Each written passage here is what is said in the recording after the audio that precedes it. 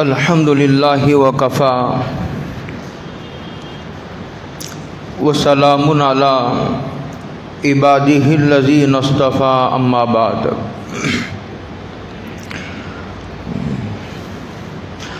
والعصر ان الانسان لفی خسر الا الذین آمنوا وعملوا الصالحات وتواصوا بالحق وتواصوا بالصبر۔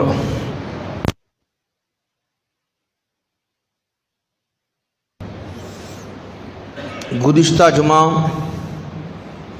قرآن پاک کی یہ چھوٹی سورۃ العصر، اس کی مختصر تفسیر کرنے کی کوشش کی گئی تھی۔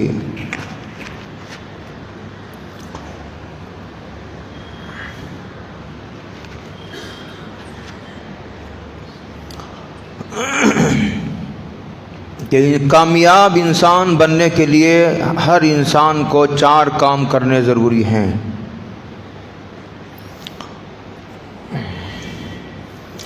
اس کی مختصر تفسیر آپ حضرات کے سامنے پیش کی گئی تھی۔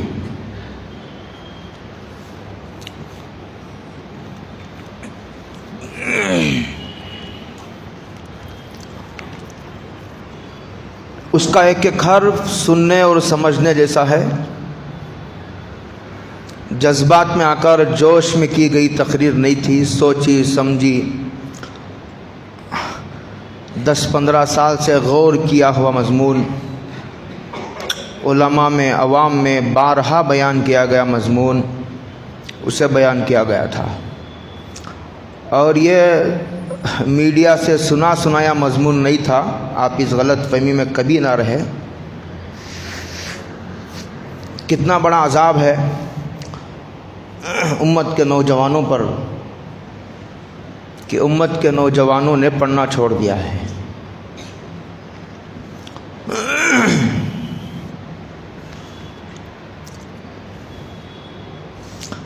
ہم نہ زندوں کے پاس جاتے ہیں اور نہ اپنے بڑوں کو پڑھتے ہیں۔ کچھ سنی سنائی باتیں بس اسی کو آگے چلانے کا ہمارا ایک فاسد مزاج بن گیا ہے۔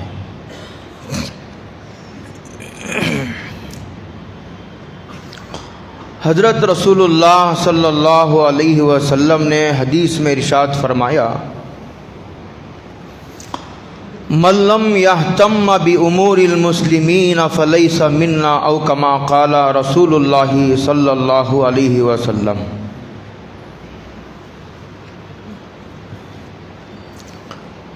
سب سے پہلی ذمہ داری آدمی کی یہ ہے کامیاب انسان بننے کے لیے کہ وہ اسلام قبول کرے۔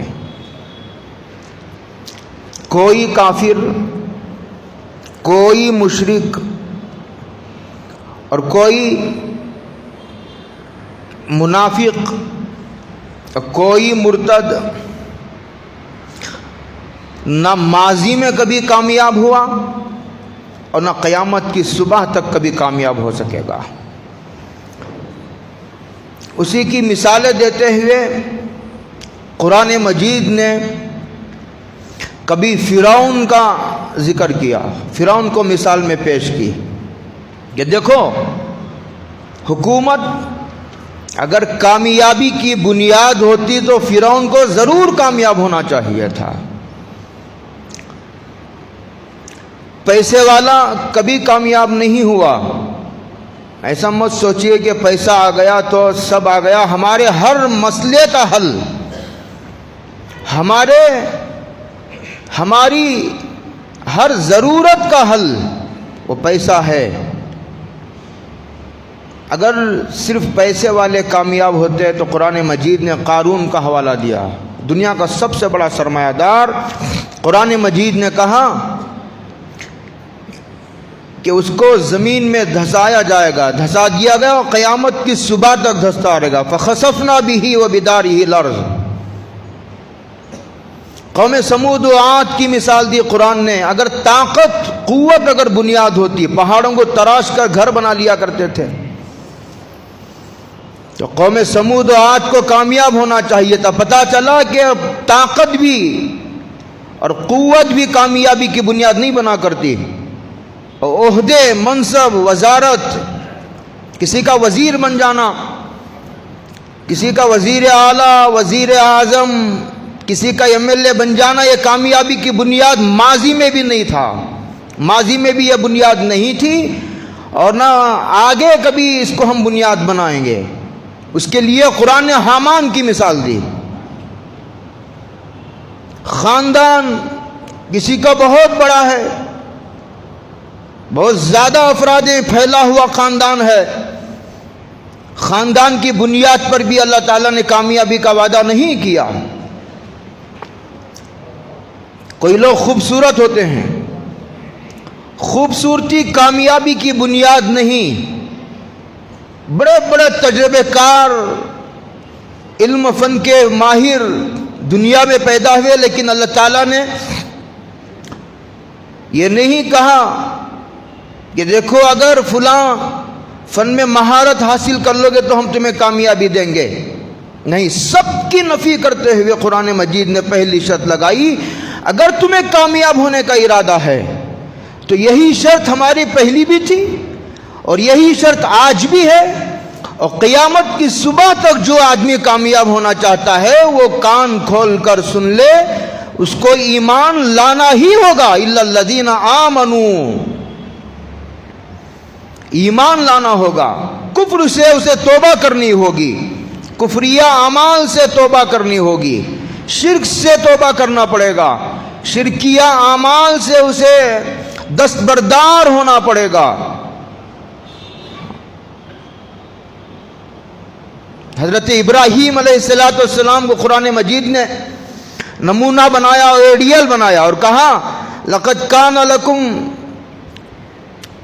كانت لكم اسوة في ابراہیم والذین معه اذ قالوا لقومهم انا براء منكم ومما تعبدون من دون اللہ، کہا کہ ہم کفر سے بیزاری کا اعلان کرتے ہیں، ہم کفر سے آزاد ہونے کا اعلان کرتے ہیں، ہم کفر سے بری ہونے کا اعلان کرتے ہیں۔ حضرت ابراہیم علیہ السلام کا یہ جملہ نقل کر کے قرآن مجید نے کہا کہ یہ آئیڈیل ہے، تم کو بھی یہی کہنا ہے، خیالات نہیں بدلے جائیں گے، کامیاب ہونے والوں کے نظریات نہیں بدلیں گے، انہیں کیا کہنا ہے، کامیاب ہونے والوں نے کیا کہا تھا، انہوں نے کیسا کیا کیا تھا، وہی تم کو بھی کرنا ہے۔ قرآن مجید نے مثال دی حضرت ابراہیم علیہ السلام کی۔ اس پوری دنیا میں اس وقت جو صورتحال ہے اور پھر ملک کی جو صورتحال ہے اس کے پیش نظر ایمان کا مسئلہ بڑا اہم، بڑا نازک اور بڑا حساس مسئلہ بن جاتا ہے۔ قرآن مجید نے کہا کہ ایمان والا ہی کامیاب ہو سکے گا، اسی لیے ہر آدمی اپنے عقیدوں کی خبر لے، یہ کہ ہمارا باہر کا دشمن اور یہ کہ خود ہماری ذات ہماری دشمن ہے، یہ دشمنی بڑی سخت دشمنی ہے کہ ایک آدمی ہماری جان لے لینا چاہتا ہے، اور یہ ہے کہ ایک آدمی ہماری جان لینا تو نہیں چاہتا، ایک آدمی ہم سے ہمارا عقیدہ چھین لینا چاہتا ہے، ایک آدمی ہم سے ہمارے خیالات لے لینا چاہتا ہے، ایک آدمی ہم کو جو عقیدہ ہمارے حضور سے ملا تھا، صحابہ سے ملا تھا، اس کو ہم سے چھین لینا چاہتا ہے۔ اس کے لیے قرآن مجید نے کہا اگر کامیاب ہونا چاہتے ہو تو الا الذین آمنوا، دیکھو کہ یہ اس کی سب سے پہلی شرط یہ ہے کہ تمہیں ایمان لانا پڑے گا اور ہر قسم کے کفر و شرک کے عمل سے توبہ کرنی پڑے گی، یہ عقیدے کا مسئلہ ہے۔ میں نے ہمیشہ اور اس سے پہلے بھی کہا ہے کہ جب آدمی مر کر قبر میں چلا جاتا ہے تو اس سے 3 سوالات ہوتے ہیں، مر رب کا، تمہارا رب کون ہے، اور دوسرا سوال یہ ہوتا ہے کہ تمہارا دین کیا ہے، ما دینو کا، تیسرا سوال اس سے یہ کیا جاتا ہے کہ سارے پردے ہٹا دیے جاتے ہیں اور حضرت رسول اللہ صلی اللہ علیہ وسلم کو دکھا کر یہ پوچھا جائے گا کہ اس آدمی کو آپ جانتے ہیں، اس شخصیت کے بارے میں آپ کا کیا خیال ہے؟ اگر اس کے دل میں ایمان موجود ہے، اس لیے کہ میں نے یہ بھی کہا تھا کہ امام مومن بننا آسان ہے لیکن مومن مرنا آسان نہیں، حافظ بننا آسان ہے، حافظ مرنا آسان نہیں، حاجی بننا آسان ہے لیکن حج کے انوارات کو باقی رکھنا، اس پر آنچ آنے نہ دینا اور مرتے دم تک اس کی حفاظت کرتے رہنا، یہ بہت مشکل ہے۔ حاجی بننا آسان ہے، علی میاں صاحب نے ایک جگہ لکھا ہے، حاجی مرنا آسان نہیں، اور جو نجات ہوگی نجات وہ آخری وقت کا اعتبار ہوگا، الاعتبار بالخواتیم۔ اگر آدمی کو مسلمان بن کر مرنا ہے تو ساری زندگی اسے مسلمان بن کر رہنا پڑے گا۔ حضرت رسول اللہ صلی اللہ علیہ وسلم نے حدیث میں ارشاد فرمایا کہ جو آدمی ساری زندگی ایمان والی زندگی گزارتا ہے اور ایمان والوں جیسی زندگی گزارتا ہے، صحابہ جیسی زندگی گزارتا ہے اور اعمال والی زندگی گزارتا ہے، اس کے عقیدے بھی ٹھیک ہیں، اس کے اعمال بھی ٹھیک ہے اور اس کا ظاہر بھی ٹھیک ہے، اس کا باطن بھی ٹھیک ہے اور دین کا ہر شعبہ زندہ ہے، تو انشاءاللہ اللہ کی ذات سے امید ہے کہ اس کا آخری وقت بھی اچھا ہوگا، اللہ اسے کلمے والی موت نصیب فرمائیں گے۔ اور مرے گا آدمی، جب آدمی ایمان پر اس کی موت ہوگی، قبر میں جائے گا تو اس سے سوال اعمال کا نہیں ہوگا، اس سے سوال یہ نہیں ہوگا کہ تم نے کتنی نمازیں پڑھی، تم نے کتنے روزے رکھے، یہ سوال نہیں ہوگا تم نے کتنے حج کیے، کتنے عمرے کیے، تم نے کتنی مسجدیں بنائی، تم نے کتنے مدرسوں کو تم نے چندہ دیا، سوال یہ نہیں ہوگا۔ یہ سارے سوالات تو میدان محشر میں ہوں گے، لیکن مرنے کے بعد سب سے پہلی منزل جو قبر کی، آخرت کی سب سے پہلی منزل قبر ہے، اس میں سوالات ایمان سے متعلق ہوں گے۔ قبر میں امتحان ایمان کا ہوگا اور آخرت میں امتحان اعمال کا ہوگا۔ قبر میں امتحان ایمان کا ہوگا، اگر آدمی کا ایمان صحیح ہے، سلامت ہے، تو پھر آگے کے مرحلے بھی اس کے لیے جو ہے آسان ہو جائیں گے، ورنہ بہت خطرے کی بات ہے۔ الا الذین آمنوا، اس وقت پورے ملک میں جو صورتحال دیکھی جا رہی ہے وہ پہلے تو اشاروں میں کہا جاتا تھا، اب ایمان والوں کو ہی شرک کی دعوت دی جا رہی ہے،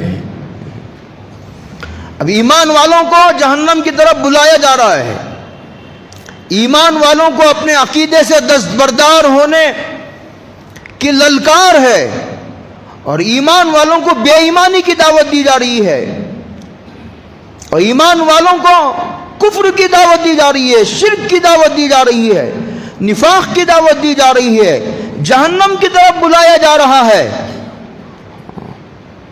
پوجا کرنے کی دعوت دی جا رہی ہے، مورتیوں کی، غیر اللہ کے سامنے ہاتھ جوڑنے کی دعوت دی جا رہی ہے۔ ایسے موقع پر قرآن مجید نے یہ کہا، عزت علی الکافرین، اب کفر کے سامنے ڈٹ جانے کی ضرورت ہے، اب کفر کے سامنے ثابت قدم ہو جانے کی ضرورت ہے اور اپنے نسلوں کو ایمان کی حقیقت سمجھا دینے کی ضرورت ہے اور کفر کی نفرت دل میں بٹھانے کی ضرورت ہے، نفاق کی نفرت دل میں اتار دینے کی ضرورت ہے اور شرک کی نفرت کو رگو ریشے میں پیوست کر دینے کی ضرورت ہے، اور دنیا کو یہ بتانے کی ضرورت ہے کہ ہم عقیدہ توحید سے ذرہ برابر نہیں ہٹیں گے، ہم جان تو دے سکتے ہیں اور اپنے مال کی قربانی دے سکتے ہیں، ہم اپنے خاندان کو کٹا سکتے ہیں، لیکن یاد رکھو کبھی مسلمانوں سے یہ امید مت رکھو کہ ہم اپنے ایمان کا سودا کریں گے، ہم اپنے عقیدے کا سودا کر دیں گے، ہم غیر اللہ کی عبادت کے لیے تیار ہو جائیں گے۔ یہ تمہیں کافروں کو نا امید کر دینے کی ضرورت ہے اور انہیں تمہیں بتا دینے کی ضرورت ہے، اور وہ حدیث جو حضرت رسول اللہ صلی اللہ علیہ وسلم نے 1450 سال پہلے ارشاد فرمائی تھی، لیکن میں غور کرتا ہوں تو ایسا لگتا ہے حدیث پر کہ کل بیٹھ کر سرکار دو عالم صلی اللہ علیہ وسلم کا کل اجتماع میں یہ بیان ہوا ہے، ایسا معلوم ہوتا ہے گویا 1450 سال بعد پیش آنے والے حالات کو حضرت رسول اللہ صلی اللہ علیہ وسلم کیسا دیکھ رہے ہیں؟ حضور نے فرمایا تھا کہ ابو ذر ایک زمانہ آنے والا ہے، یاد رکھو اگر تمہیں ایمان کے لیے مجبور کیا جائے، اگر تمہیں کفر کی دعوت دی جائے، اور یہ کہا اگر تمہیں سولی پر چڑھا دیا جائے، پھانسی دے دینے کی دھمکی دے دی جائے، اور اگر تیرے ٹکڑے کر دیے جائے، اور اس کے بعد فرمایا تھا اگر تجھے آگ میں جلا دیا جائے تب بھی فرمایا کہ تمہیں ایمان پر ثابت قدم رہنا ہوگا، اس لیے کہ یہ مسئلہ ایمان کا ہے، یہ مسئلہ کفر و اسلام کا ہے، یہ مسئلہ جنت و دوزخ کا ہے۔ ہم نے کیا نعرہ لگایا تھا؟ پانی پلانے کا، ہم نے نعرہ لگایا تھا کھانا کھلانے کا، ہم نے نعرہ لگایا تھا ننگوں کو کپڑا پہنانے کا، اور ہم نے یہ کہا تھا کہ بھائی جب فسادات ہوں، جب کووڈ کا زمانہ ہو، جب حالات خراب ہوں، مسلمان اور غیر مسلم کو نہ دیکھو، مذہب سے اوپر اٹھ کر خدمت کرو۔ انہوں نے یہ سمجھا کہ اس کا مطلب یہ ہے کہ مسلمان عقیدے پر بھی صلح کرے گا، عقیدے پر کمپرومائز کرے گا، عقیدے میں سمجھوتا کرے گا۔ یہ نا امید کر دینے کی ضرورت ہے۔ اسی لیے قرآن مجید نے کہا اگر کامیاب ہونا چاہتے ہو دنیا میں بھی اور آخرت میں بھی تو سن لو، اور کان کھول کر سنو اس بات کو، اور دل کے کانوں سے سنو، اور اس بات کو دل کی گہرائیوں میں اتار لو، اپنی نسلوں تک تمہارا یہ پیغام پہنچاؤ، بچے کی طرح بٹھا کر سمجھاؤ، نوجوانوں کو سمجھاؤ، تمہاری عورتوں کو سمجھاؤ۔ ایک بات اور کہو، میری بات ذہن سے نکل جائے گی، تعلیم کے عنوان پر تعلیم کی اسلام نے کبھی مخالفت نہیں کی، لیکن اگر تعلیم کے راستے سے اگر کوئی تعلیم کفر سے خالی نہیں ہے، اگر کوئی تعلیم اپنے ساتھ شرک لے کر کے آتی ہے، اگر کوئی تعلیم اپنے جو ایمان کے بنیادوں کو متزلزل کر دیتی ہے اور بلڈنگ کو ہلا کر رکھ دیتی ہے، اس کی ایمانی بنیادیں کھوکھلی ہو جاتی ہے، تو ایسی تعلیم سے جاہل ہو کر مر جانا کروڑ درجے بہتر ہے۔ اور یہ مت سوچیے کہ میں جمعہ کی اس تقریر میں بہت جوش میں جذبات میں آ کر کے تقریر کروں، جذباتی تقریر کرنے کا میں کبھی عادی نہیں ہوں۔ الا الذین آمنوا، بہت چوکنا رہنے کی ضرورت ہے۔ خوبصورت لیبل، کبھی ترقی کا نام، کبھی یہ کہا جا رہا ہے کہ کمپیوٹر کا دور ہے، یہ ٹیکنالوجی کا دور ہے، کبھی یہ کہا جا رہا ہے کہ دیکھو تمہیں ترقی کرنا ہے، کبھی تعلیم کا عنوان لے کر آیا جا رہا ہے۔ اس طرح کے مختلف خوبصورت عنوان سے اس میں کفر کو داخل کرنے کی جو ناپاک کوششیں ہو رہی ہیں، اس سے بہت چوکنا رہنے کی ضرورت ہے۔ ہمارے تعلیمی نظام کو بڑا پاک و صاف اور شفاف رکھنے کی ضرورت ہے۔ الا الذین آمنوا کہ سب سے پہلی شرط کامیابی ایمان ہے۔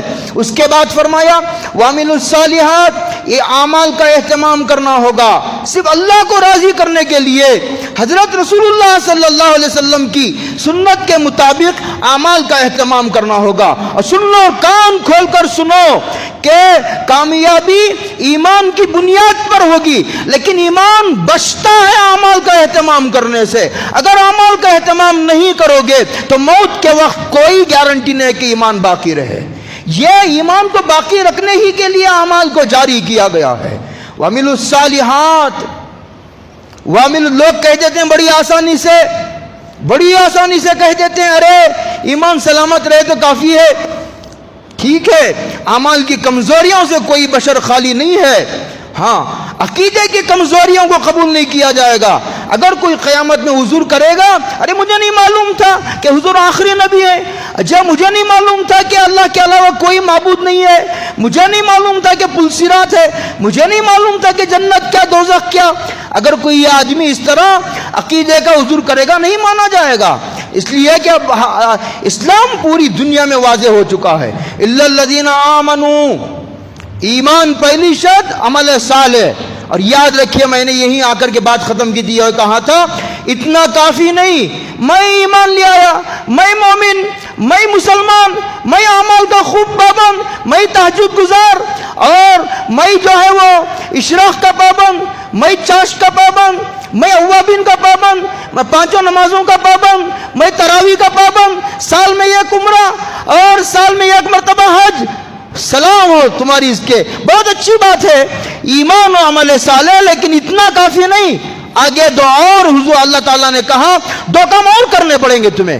ایک کام وَتَوَاسَوْا بِالْحَقِّ وَتَوَاسَوْا بِالصَّبْرِ، فرمایا ایک دوسرے کو، جو تم ایمان والے ہو ایمان کی دعوت دو، تم اعمال کے پابند ہو لوگوں کو اعمال کی دعوت دو. اسی کو کہتے ہیں دعوت کا کام، اسی کو کہتے ہیں تبلیغ، اسی کو کہتے ہیں مدرسہ، اسی کو کہتے ہیں مکتب. یہ سارے دعوت ہی کے شعبے ہیں. مکتب بھی دعوت کا ایک شعبہ ہے، مدرسہ بھی دعوت کا ایک شعبہ ہے، دعوت و تبلیغ یہ بھی دعوت کا ایک شعبہ ہے.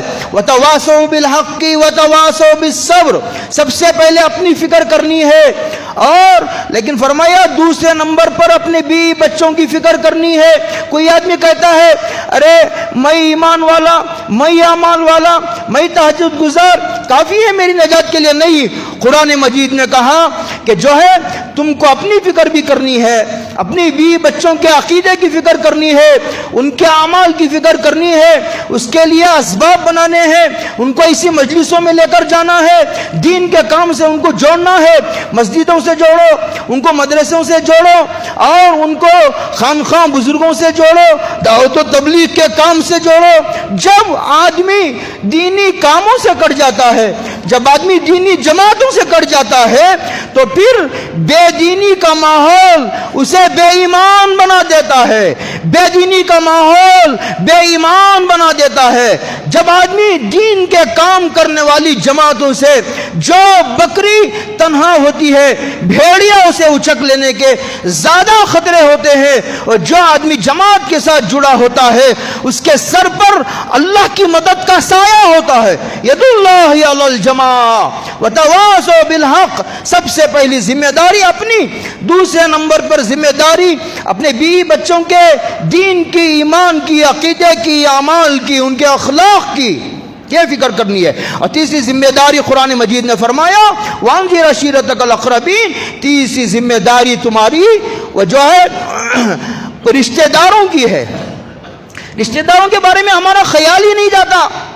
کبھی شادی میں شریک ہو گئے، کبھی کسی کا انتقال ہو گیا تو جمع ہو گئے. نہیں، ہفتے میں ایک مرتبہ، مہینے میں ایک مرتبہ، یا 2 مہینے میں ایک مرتبہ ہی صحیح، رشتہ داروں کو کھانے کی دعوت دے کر، جوڑ کر دین کی بات ان کے کانوں میں پہنچا دو. دائی کا کام خط پہنچا دینا ہے، خط پڑھا دینا نہیں. دائی کا کام خط پہنچا دینا ہے، خط پڑھا دینا نہیں. بٹھا کر رشتہ داروں کے کان میں یہ دین کی بات پہنچا دو، تمہاری ذمہ داری پوری ہو گئی. وما علینا الا البلاغ، کپڑے دے دینا. میں نے آیت کی تشریح کرنے کا اس وقت موقع نہیں ہے. کپڑے دینا بھی خدمت ہے، پانی پلانا بھی خدمت ہے، کھانا کھلانا بھی خدمت ہے، ننگے کو کپڑے پہنانا بھی خدمت ہے، دوائی کا انتظام کرنا بھی خدمت ہے. لیکن بھائی بتاؤ نبوت کا کام اصل کیا ہے؟ وہ یہ ہے کہ آدمی کو جہنم سے بچا کر جنت کے راستے پر ڈال دینا.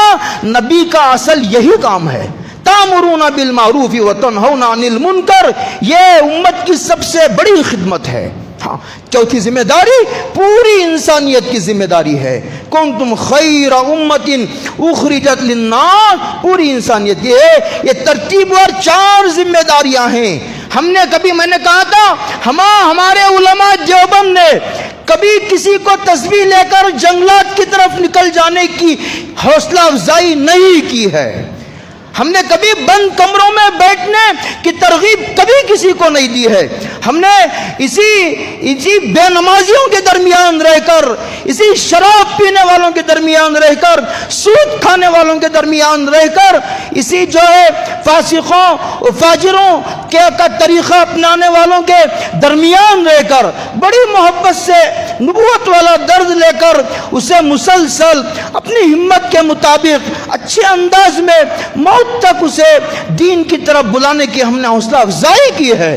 اور ہمارے علماء دیوبند سے ہمیں جو کام ملے ہیں اس میں ایک کام مدارس کا ہے. پوری دنیا میں ہم نے مدارس کا جال بچھایا ہے، پوری دنیا میں ہم نے مکاتب کا جال بچھایا ہے، اور پورے ملک میں، پوری دنیا میں دعوت و تبلیغ کا نظام چلایا ہے ہمارے اکابر نے.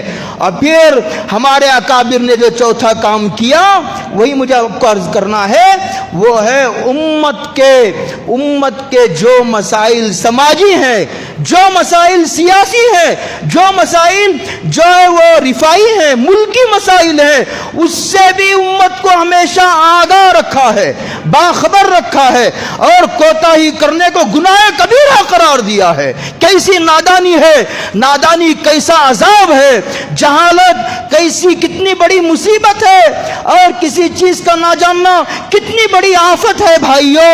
یہ فکری عذاب ہے جو اس وقت مسلمانوں کے بہت بڑے طبقے پر نازل ہوا ہے کہ ہم پڑھتے نہیں ہیں، لوگ سمجھتے ہیں کہ سیاست نبوت کا کام نہیں۔ بھائیوں، سیاست باقاعدہ نبوت کا ایک شعبہ ہے، نبوت کا ایک شعبہ ہے۔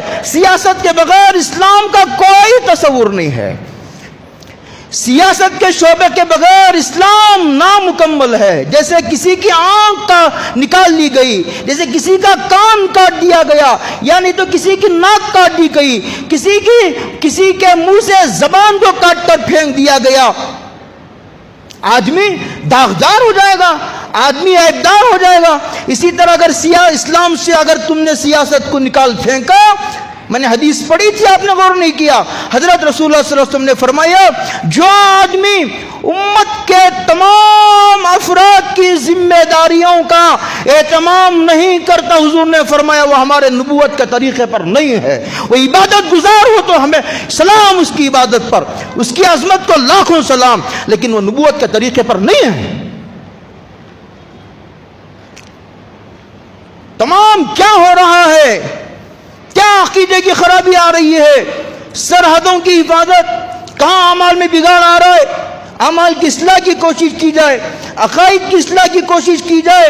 اور ایک بات بتاؤں، یہ چار ہمارے کام ہیں، یہ ایک کام ہمارے مدارس کا ہے، یہ ایک کام ہمارے مکاتب کا ہے، یہ ایک کام ہمارے دعوت و تبلیغ کا ہے، لیکن ان تمام دینی کاموں کی حفاظت سیاست کی طرف متوجہ ہونے میں ہے۔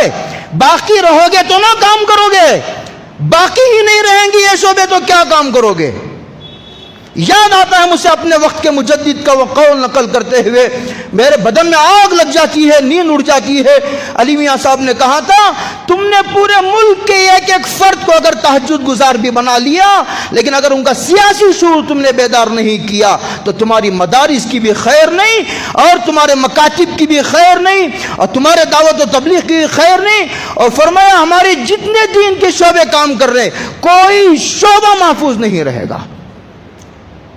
اسی لیے ایک شعبہ ہے، اسے مت سمجھو کہ یہ دین کا کام نہیں، اسے مت سمجھو، بلکہ ہمارے بزرگوں پر اس وقت، پورے ملک کے بزرگوں پر، پوری دنیا کے بزرگوں پر جو اس وقت دلوں پر ایک خاص کیفیت طاری ہے، پوری تقریباً ہر شعبے میں کام کرنے والے، چاہے مدارس کے، مکاتب کے، دعوت و تبلیغ کے ہو یا دیگر شعبوں میں کام کرنے والے بزرگوں کے دل و دماغ پر جو بات بار بار مسلسل خدا کی طرف سے ڈالی جا رہی ہے وہ یہی ہے کہ امت کا یہ اسلام کا یہ شعبہ جو ہے، یہ شعبہ کمزور ہے، اس شعبے پر امت کو کھڑا کرنے کی ضرورت ہے، امت کے مالداروں کی طرف متوجہ کرنے کی ضرورت ہے، امت کے ایجوکیٹڈ طبقے کو یہ بات سمجھانے کی ضرورت ہے۔ وَتَوَاصَوْا بِالْحَقِّ وَتَوَاصَوْا بِالصَّبْرِ۔ آپ کو معلوم ہے کہ 200 سالہ عرصے میں، تاریخ نہیں پڑھتے نا ہم، 200 سال کا زمانہ ہوا کہ جتنے بڑے بڑے مجدد اس بر صغیر میں، بر صغیر سے مراد یہ ہندوستان، یہ ہمارا پڑوس ملک ہے، اور یہ بنگلہ دیش ہے، یہ لگے ہوئے ہمارے علاقے ہیں، یہ بر صغیر کہلاتا ہے۔ کہتے 200 سال میں جتنے مجددین ہر شعبے کے یہاں پیدا ہوئے، پوری دنیا کی تاریخ آپ پڑھ لیجئے، نہیں پیدا ہوئے۔ اور ایک بات یاد رکھیے، اس وقت مجھے بہت تفصیل سے کہنے کا یہ موقع نہیں ہے، اور ہمارا دماغ، میں کیا کہوں، بڑے ادب سے کہنا پڑتا، میڈیا ہی دماغ بن گیا، میڈیا ہی دماغ۔ میڈیا کے ذریعے، electronic media, print media, social media, WhatsApp, Telegram کے ذریعے اور اس ملک کے حالات کو، دنیا کے حالات کو سمجھنا چاہتے ہیں۔ آپ کسی کے پروپیگنڈے میں مت آئیے، اور کسی کے نعروں سے مروب مت ہو جائیے۔ یہ امت برباد ہونے کے لیے نہیں آئی ہے۔ حضور نے بہت پہلے فرمایا تھا کیف تہلک ہذہ الامہ، یہ امت کیسے برباد ہو جائے گی، برباد کرنے کی کوشش کی جائے گی، اس کی مقبولیت کو مٹی میں ملانے کی کوشش کی جائے گی. حضور کے مشن کو پاؤں تلے روننے کے منصوبے بنائے جائیں گے. میں اشارے دے رہا ہوں. اور آج بھی جو ملک میں ہو رہا ہے، اب یہ مت سمجھیے کہ یہ نہیں، یہ ایک نیا فتنہ ہے اور یہ حالات کتنے خراب ہیں. ارے آپ کو معلوم نہیں ہے کہ اکبر کے زمانے میں اکبر نام نہاد مسلمان بادشاہ تھا، جس کے زمانے میں ہندوستان ہندو راشٹر بن چکا تھا. ابھی ہندو راشٹر بنانے کے منصوبے اور پلان بنائے جا رہے. ارے یہ ہندو راشٹر کے جزئیات کوئی ہندو نے نہیں بنائے تھے، یہ نام نہاد ہندو مسلمان بادشاہ کے زمانے میں اس کے جزئیات مرتب کیے گئے تھے. وہی میں کہہ رہا ہوں نا کہ نہ پڑھنا بھی کتنی بڑی مصیبت ہے. حضور نے فرمایا تھا کہ یہ امت کیسے برباد ہو سکتی ہے جبکہ اس کا پہلا فرد میں ہوں. انا فی اولیہا والمہدی فی اوسطیہا. اور اس کے درمیان میں امام مہدی آئیں گے. لوگ پوچھ رہے امام مہدی آ گئے، امام مہدی کب آئیں گے؟ مجھے یاد آتا ہے وہ جملہ جو حضرت رسول اللہ صلی اللہ علیہ وسلم سے کسی صحابی نے پوچھا تھا، متسا قیامت کب آئے گی؟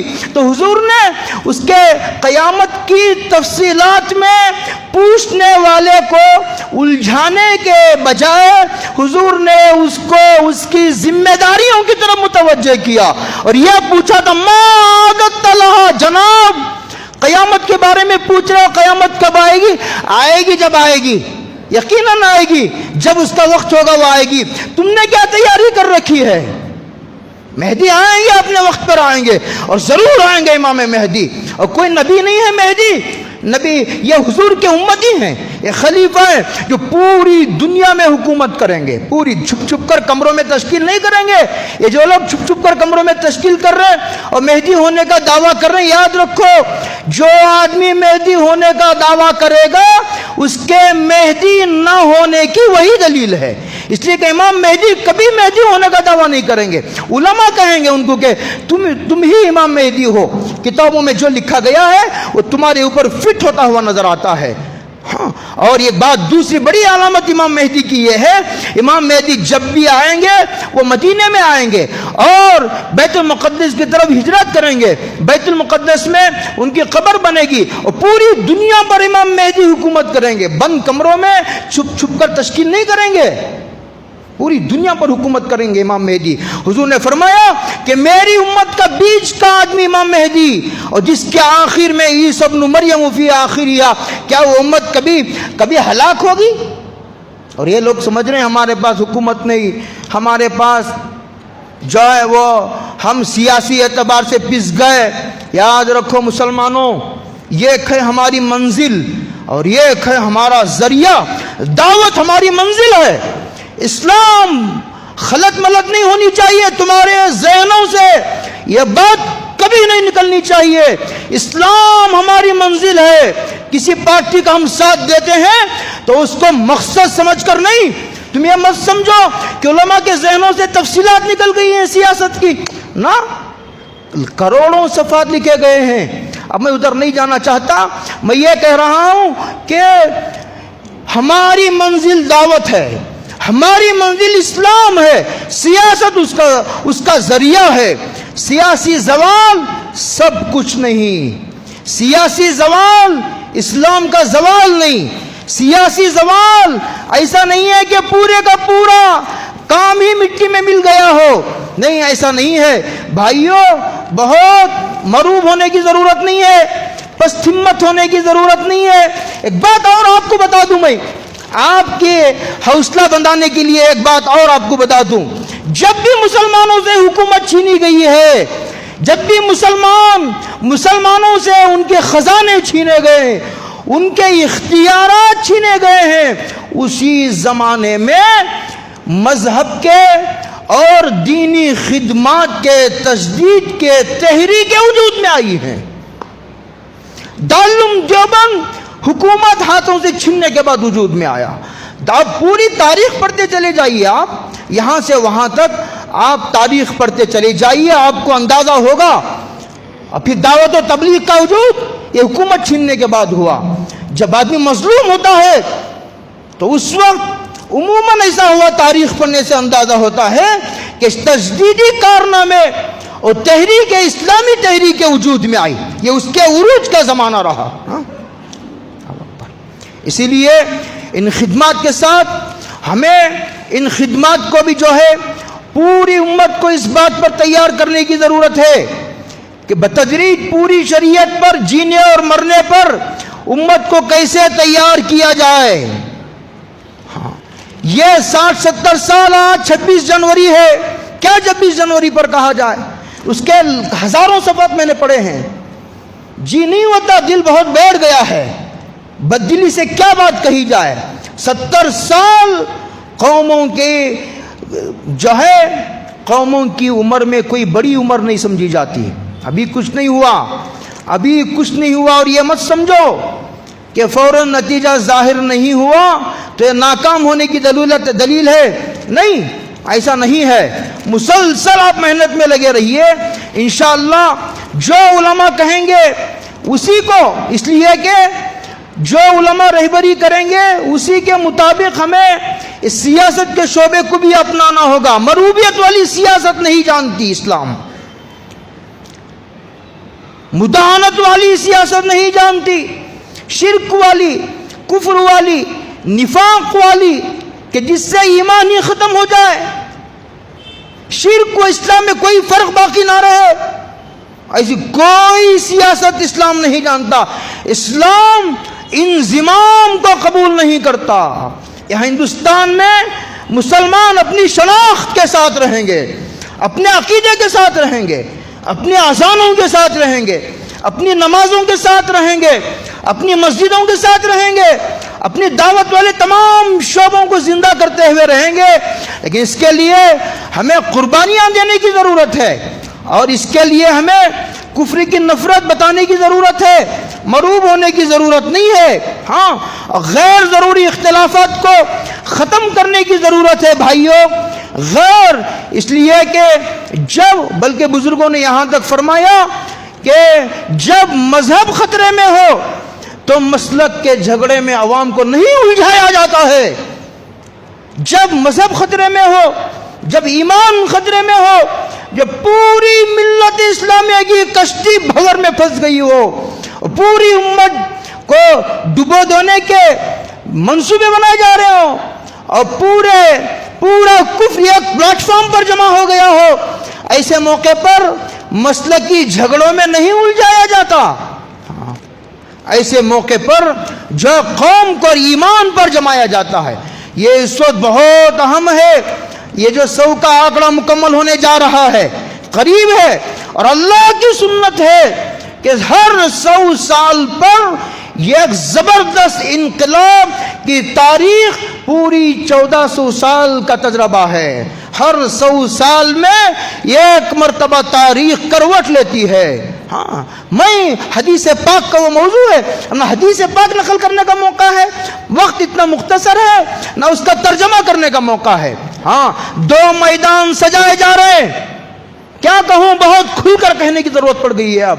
2 میدان پوری دنیا میں سجائے جا رہے ہیں، یہ خراسان ایک بیت المقدس کا میدان۔ اگر تمہارا سیاسی شعور بیدار ہوا، اگر تم نے اپنے سیاسی شعور کے بیداری کا ثبوت دیا تو پھر نتیجہ جلدی ظاہر ہوگا، ظاہر تو ہونا ہے، لیکن اگر تم نے ہماری باتوں پہ توجہ دی تو یہ نتیجہ جلدی ظاہر ہوگا۔ 2 میدان اللہ کی حکمت کے مطابق تکوینی طور پر سجائے جا رہے ہیں۔ ہاں، اور یہ مت سوچیے کہ ابھی اچانک انقلاب ہوا ہے، 100 سال سے محنت کرنے والوں نے محنت کی ہے، یہ شارٹ کٹ کا راستہ، یہ انقلاب کا راستہ نہیں ہے۔ ہاں، یہ انقلاب کا راستہ نہیں ہے۔ کیا بتاؤں میں آپ کو، لوگ قائدین سے بدگمانی کرتے ہیں، قائدین کو بدلنے کی درخواستیں کی جاتی ہیں، فرما بردار بننے کی کوشش نہیں کی جائی تھی۔ وہ قوم کیا ترقی کرے گی جو اپنے بے لوث اور مخلص قائدین سے بدگمان ہے؟ دنیا میں اتنی بدگمان کوئی قوم نہیں جتنی بدگمان قوم مسلمان اپنے قائدین سے ہے۔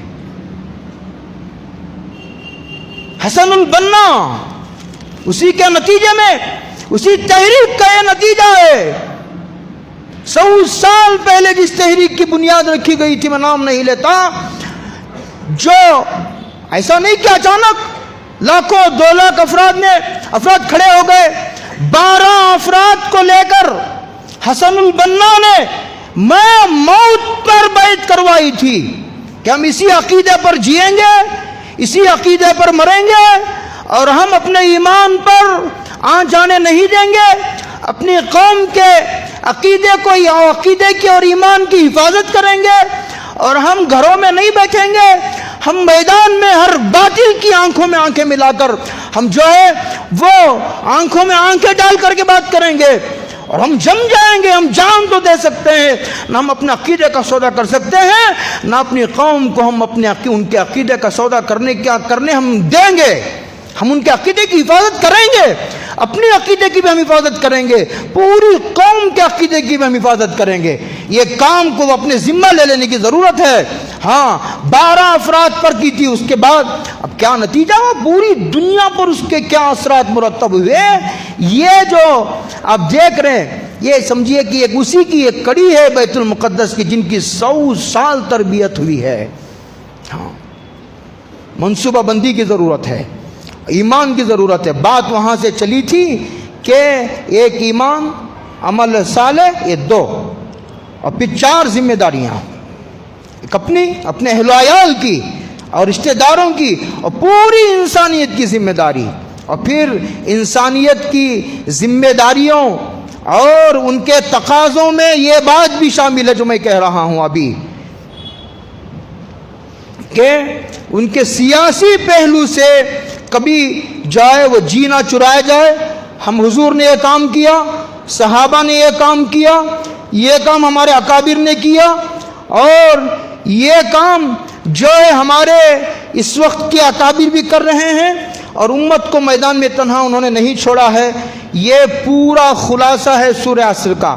اگر امت یہ چاروں کام کرتی رہے گی, نبوت کے حضور نے جس طرح بتایا ان کی رہبری میں جو پیشن گویاں کی گئی ہے نا, بہت غور سے سنو میری بات کو, یہ بات تقریر میری جذباتی تقریر نہیں ہے. جو پیشن گویاں حضور نے کی ہیں وہ پیشن گویاں تو ضرور پوری ہوں گی, لیکن وہ پیشن گویاں نہیں ہیں, وہ پیشن گویاں ہدایات ہیں. کیا ایسا ہوگا تو تم کو اس کے لیے کیا توڑ کرنا ہوگا, یہ ہوگا تم کو کیا بندوبست کرنا ہوگا, یہ ہونے والا ہے, اس کے لیے پہلے سے تیار رہنا ہوگا. پیشن گویاں نہیں ہے, ذمہ داریوں کا یہ احساس دلایا گیا ہے کہ آئندہ آنے والے فتنوں سے باخبر کیا گیا ہے. ایسا ہونے والا ہے, بتایا جا رہا ہے ایسا ہوگا, ایسا ہوگا, ایسا ہوگا. لہذا چوکنا رہو, تیار رہو, ہر اعتبار سے تیاری کرو, اپنے عقیدے کے اپنے ایمان کو مضبوط کرو, اعمال کو مضبوط کرو, اپنے قلعے بنا لو, ایمان کے اطراف قلعہ بنا لو, اعمال کے اطراف قلعہ بنا لو, اخلاق کے اطراف قلعہ بنا لو, تاکہ کسی کا کوئی حملہ کامیاب نہ ہو سکے. پیشن گوئیوں کا یہی مطلب ہے جو ہمارے اکابر نے سمجھا ہے. پیشن گوئیوں کا یہ مطلب نہیں ہے کہ آدمی مایوس ہو کر بیٹھ جائے, ایک زمانہ آئے گا کہ لوگ اپنی ماں سے زنا کریں گے, کرنے دو زنا, یہ حضور نے کہا یہ ہو کر رہے گا. نہیں, یہ مطلب نہیں ہے. اس کے راستوں کو بند کرو. پوری کفر کی طاقت ایک پلیٹ فارم جمع ہوگی. ارے جب جمع ہوگی تو مسلمان ضرور بنیں گے, نہیں. اس کا مطلب یہ ہے جب سارا کفر ایک پلیٹ فارم پر جمع ہو رہا ہے کہ جن کے 2 کروڑ خدا ہیں, بعضوں نے 33 کروڑ کے ہیں, 2 اور خداؤں کا اضافہ ہو گیا تو کیا بگڑ جائے گا ان کا. اس میں یہ ہے ہدایت کہ جب سارا کفر ایک جگہ جمع ہوگا آئندہ, تو تم کو پہلے سے اس کی کوشش کرنی چاہے کہ تمام ایمان والے ایک پلیٹ فارم پر پہلے سے جمع ہوں. یہ پیشن گوئیوں کا مطلب. اللہ عمل کی توفیق عطا فرمائے. وآخر دعوانا ان الحمدللہ رب العالمین.